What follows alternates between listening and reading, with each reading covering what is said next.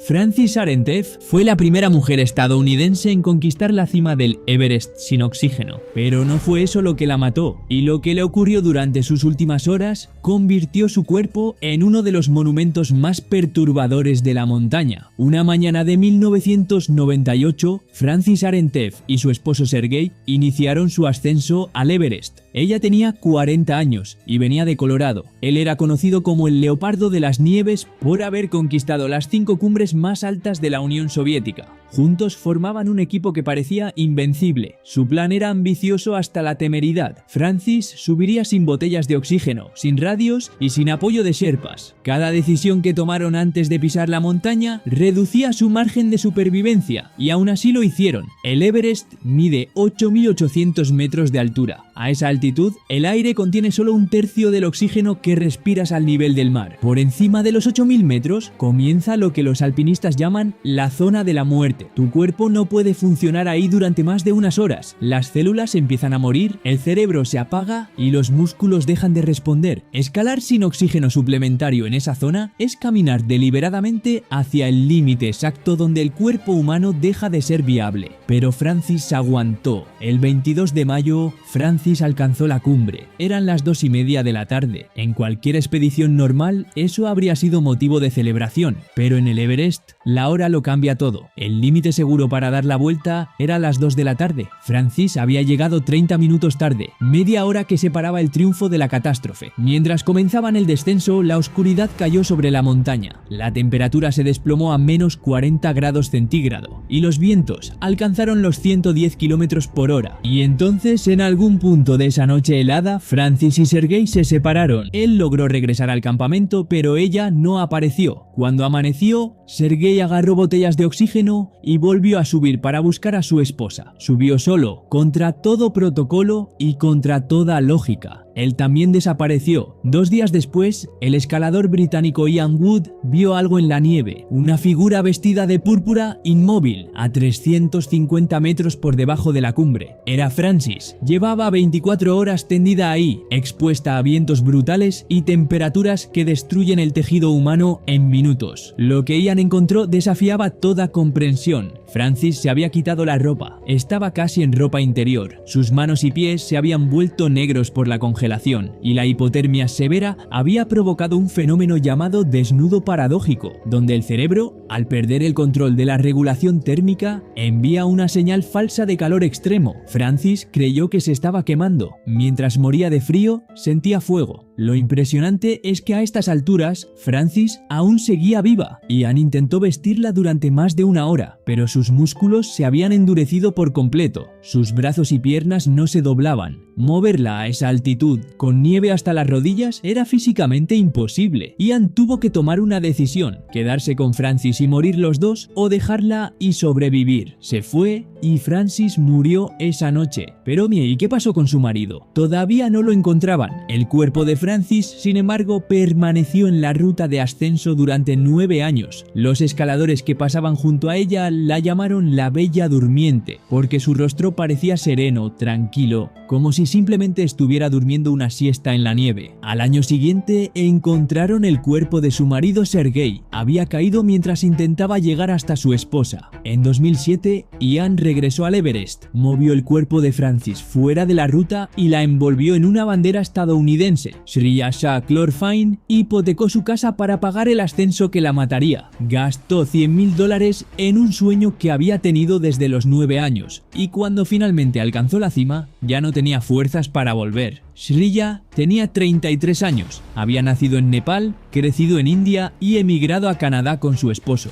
Su obsesión con el Everest comenzó cuando sobrevoló la montaña en helicóptero siendo niña. Desde entonces, la cumbre fue lo único que quiso. Se entrenó corriendo colinas cerca de su casa con una mochila pesada y escalando paredes de roca. Pero había señales de advertencia. Estaba retrasada en su preparación física. Personas cercanas a ella le dijeron que quizás no estaba lista. Su esposo Bruce dijo después que ella nunca le contó esas preocupaciones. Cada advertencia ignorada era un paso más hacia lo que venía. El 18 de mayo de 2012, Sriya salió del campamento 4 como parte de un grupo de más de 500 escaladores que intentaban la cumbre ese día. La zona de la muerte estaba atestada. Los escaladores formaban filas largas, esperando su turno para avanzar. El aire fino hacía que Sriya perdiera velocidad constantemente. Era una de las últimas personas subiendo cuando los demás ya bajaban. Su líder de equipo le suplicó que diera la vuelta. Ella se negó. Iba a llegar a la cima sin importar las consecuencias. El 19 de mayo, a las 2:30 de la tarde, Sriya alcanzó la cumbre. 30 minutos después de la hora límite segura. Se paró sosteniendo una bandera canadiense, sonriendo detrás de su máscara de oxígeno. La foto capturaba un triunfo. Lo que no capturaba era que su cuerpo ya estaba colapsando. El descenso fue agónico. Sriya avanzaba con una lentitud extrema. Su habla se volvió incoherente. Perdió la capacidad de pensar con claridad.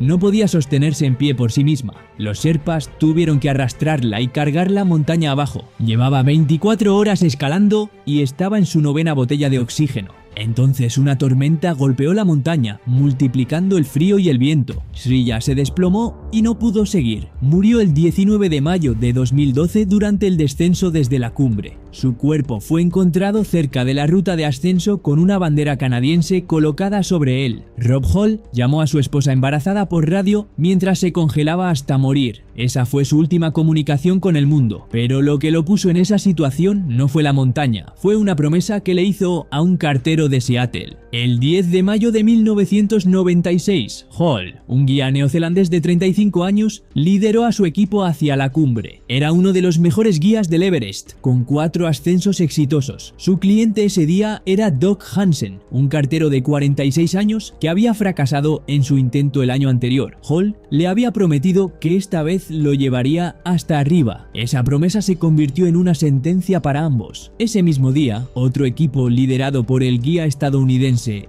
Scott Fisher también intentaba alcanzar la cumbre. Ambos grupos cobraban $65.000 por cliente. La montaña estaba atestada. Los problemas empezaron temprano. Las cuerdas de seguridad no estaban instaladas en el escalón Hillary, un paso estrecho justo debajo de la cima. Decenas de escaladores formaron filas en la zona de la muerte, consumiendo oxígeno mientras esperaban. Cada minuto de espera era un minuto menos de vida. Hall había establecido las 2 de la tarde como hora límite para dar la vuelta, pero esa hora llegó y pasó. Hansen avanzaba cada vez más lento, consumiendo oxígeno a una velocidad alarmante. A las 4 de la tarde, 2 horas después del límite, Hansen finalmente alcanzó la cumbre. Hall se quedó con él. Se negó a abandonar a su cliente. Esa decisión selló el destino de los dos. Ahora tenían que descender en la oscuridad, y entonces la montaña mostró su verdadera naturaleza. Una tormenta colosal golpeó el Everest. Vientos de 110 km por hora. Temperaturas de menos 40 grados. Visibilidad cero. Los escaladores se perdieron a solo cientos de metros de la seguridad. Hansen se quedó sin oxígeno cerca de la cima sur y no pudo avanzar más. Hall intentó ayudarlo a bajar, pero Hansen ya no podía moverse. Ambos quedaron atrapados a 28.700 pies. Hall llamó al campamento base por radio durante toda la noche. Su voz se hacía más débil con cada transmisión. Se estaba congelando hasta morir, pero no abandonó a Hansen. A la mañana del 11 de mayo, equipos de rescate hicieron un último intento. Le llevaron oxígeno y medicamentos, pero Hansen ya estaba muerto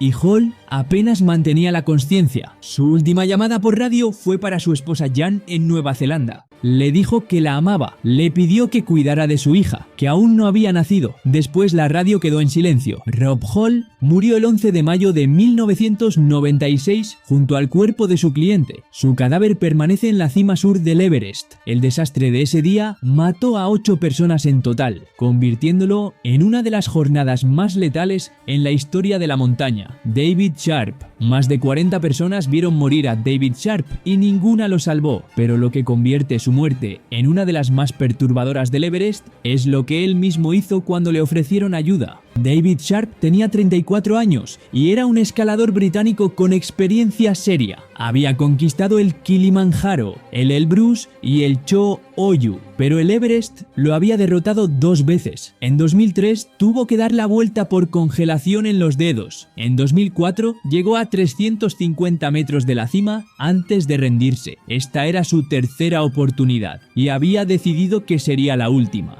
El 13 de mayo de 2006, Sharp salió solo hacia la cumbre, sin radio y sin guía, sin equipo de apoyo. Llevaba solo 2 botellas de oxígeno para emergencias. El 14 de mayo, varios grupos de escaladores lo vieron en distintos puntos de la ruta. Nadie sabe con certeza si alcanzó la cima. Lo que sí sabemos es que durante el descenso, Sharp buscó refugio en la cueva de Botas Verdes, un saliente rocoso a 8.400 metros de altura. El nombre del lugar ya era un presagio. Se llamaba así porque dentro yacía el cuerpo de otro escalador muerto desde 1996. Sharp se sentó con los brazos alrededor de las rodillas. Tenía carámbanos colgando de las pestañas. La temperatura era de menos 20 grados centígrados y llevaba horas sin oxígeno. Su cuerpo se estaba apagando sistema por sistema, y entonces empezaron a pasar los demás escaladores. Los primeros fueron escaladores turcos en la madrugada del 15 de mayo. Sharp estaba vivo pero apenas consciente. Le dieron oxígeno e intentaron moverlo. Era demasiado débil. Siguieron adelante. Más tarde esa mañana, el neozelandés Mark English lo encontró en la cueva y le ofreció oxígeno. Sharp dijo que no. English continuó hacia la cumbre. A lo largo de ese día, 36 escaladores más pasaron junto a David Sharp, algunos subiendo, otros bajando. Unos pocos intentaron darle medicamentos, otros trataron de ponerlo de pie. La mayoría simplemente pasó de largo, convencidos de que ya estaba muerto, pero aún no lo estaba. Por la tarde, el escalador libanés Maxim Chaya encontró a Sharp con el rostro completamente negro por la congelación. Chaya se quedó con él todo el tiempo que pudo, hasta que tuvo que elegir entre morir junto a Sharp o seguir bajando. David Sharp murió el 15 de mayo de 2006. Su cuerpo quedó en la cueva de Botas Verdes, sentado junto al otro cadáver que ya llevaba una década ahí. La noticia provocó indignación mundial. Sir Edmund Hillary, el primer ser humano en conquistar el Everest en 1953, declaró públicamente que los escaladores que abandonaron a Sharp estaban equivocados. Pero la pregunta que nadie pudo responder fue: ¿por qué Sharp rechazó el oxígeno cuando se lo ofrecieron? La hipotermia avanzada destruye la capacidad de juicio.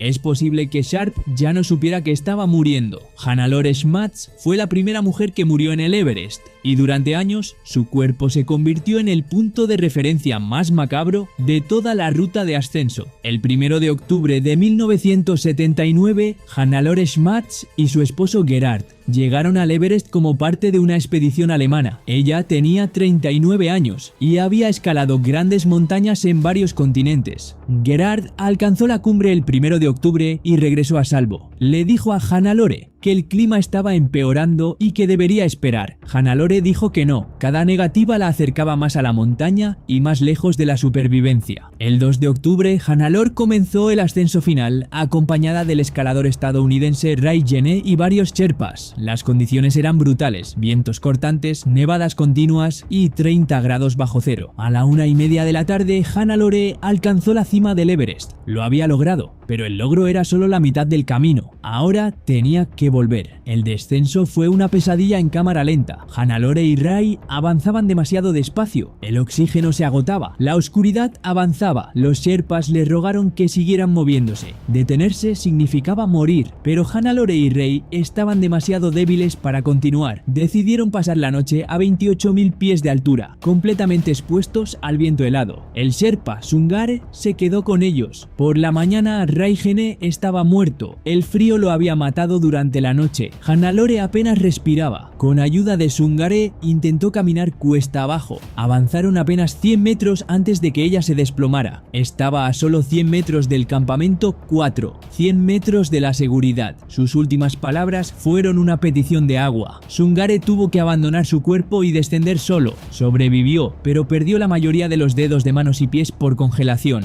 El cuerpo de Hannelore permaneció exactamente donde cayó. Durante años se convirtió en un hito en la ruta de ascenso. Los escaladores que pasaban junto a ella describían una escena que parecía imposible. Estaba sentada recta contra su mochila, con los ojos abiertos y el cabello moviéndose con el viento. Parecía un fantasma vigilando a todos los que pasaban. En 1984, una tormenta masiva finalmente arrastró su cuerpo montaña abajo, donde desapareció para siempre. Joshua Cheruyot murió a solo 48 metros de hacer historia. y la persona que intentó salvarlo desapareció con él.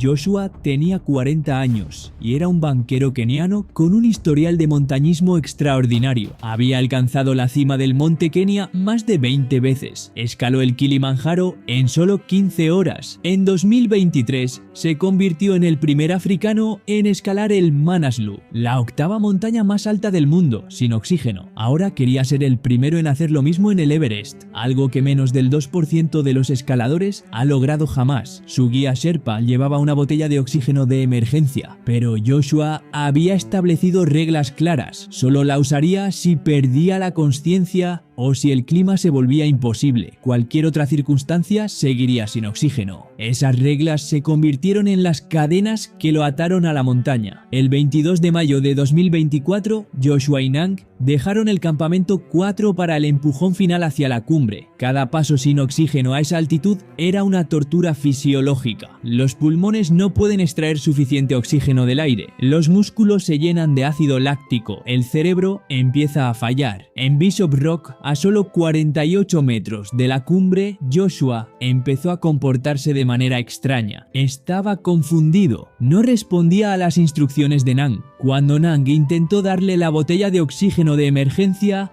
Joshua se negó. Estaba a 48 metros de convertirse en leyenda. Su cerebro, privado de oxígeno, ya no podía procesar que esos 48 metros lo iban a matar. En el campamento base perdieron contacto por radio. El último mensaje fue apenas comprensible, pero sonaba como una emergencia. Los equipos de rescate buscaron durante días, pero el clima impidió cualquier operación efectiva. Finalmente encontraron el cuerpo de Joshua en una grieta del hielo a 48 metros de la cima. Nang nunca fue encontrado. Desapareció intentando salvar a Joshua. La familia de Joshua decidió no recuperar su cuerpo. Lo dejaron descansar en la montaña donde murió. Scott Fisher subió enfermo al Everest. Lo sabía y siguió subiendo porque sus clientes lo necesitaban. Esa decisión lo mató de la misma manera que el frío mató a Francis Arentev. El mismo fenómeno, la misma ilusión letal. Fisher tenía 40 años y era uno de los guías más respetados del mundo. Había escalado las montañas más grandes del planeta sin oxígeno. El 10 de mayo de 1996, su equipo subía hacia la cumbre al mismo tiempo que el grupo de Rob Hall. Ambas expediciones en la misma ruta el mismo día. La montaña estaba peligrosamente congestionada. Fisher llevaba días sintiéndose mal. Estaba agotado por haber ayudado a otros escaladores en problemas más abajo en la montaña, pero no podía detenerse. Sus clientes habían pagado $65,000 cada uno. Dependían de él. Cada paso que daba enfermo lo acercaba al punto donde su cuerpo diría basta. Las filas en el escalón Hillary consumieron tiempo y oxígeno. Cuando el equipo de Fisher alcanzó la cumbre alrededor de las 4 de la tarde, habían sobrepasado el límite seguro por 2 horas. Ahora tenían que descender con la tarde avanzada, cuando las tormentas del Everest golpean con más fuerza. Durante el descenso, Fisher empeoró rápidamente. La altitud estaba destruyendo su capacidad cognitiva. Se volvió confuso y débil, pero se negó a abandonar a sus clientes. Le dijo a su Sherpa que guiara al grupo montaña abajo mientras él los seguía. Fue la última orden coherente que dio. Entonces la tormenta cayó sobre el Everest. Vientos de 110 km por hora, menos 40 grados, visibilidad nula, escaladores perdidos a metros de la salvación. Fisher se fue quedando cada vez más atrás. Cerca del escalón Hillary, su cuerpo dejó de funcionar.